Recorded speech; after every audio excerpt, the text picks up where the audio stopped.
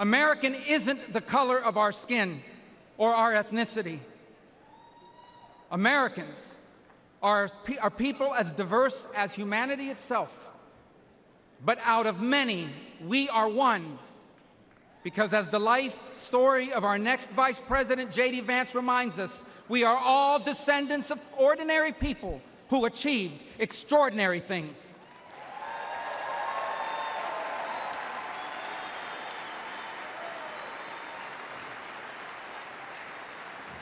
Who do we come from?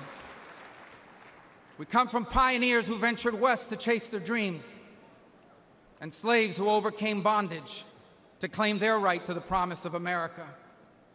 We come from exiles who fled tyranny in search of freedom, and of immigrants who left behind all they had and knew because they could not be or achieve God's purpose for their life in the nation of their birth.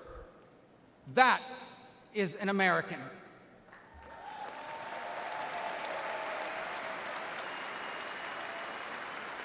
And putting Americans first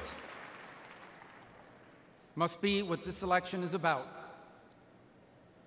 When President Trump was in the White House, Americans had more money and lower prices. Our borders were secure and our laws were enforced. Iran was broke, the Taliban stopped killing Americans, and Putin didn't invade anyone.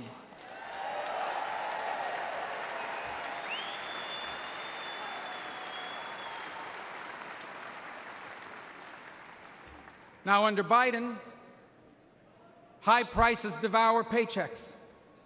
Criminals and drugs are allowed to flood into our country and terrorize our people. And Iran has money to support terrorists. The Taliban humiliated us in Afghanistan, and not one, but two major wars have broken out. My fellow Americans, the only way to make America wealthy and safe and strong again is to make Donald J. Trump our president again.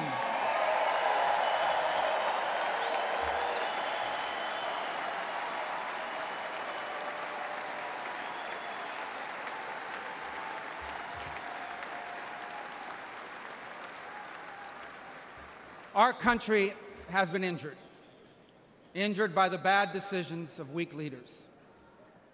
But now, though bloodied by our wounds, we must stand up and we must fight. Fight not with violence or destruction, but with our voices and our votes. Fight not against each other, but for the hopes and dreams we share in common and make us one.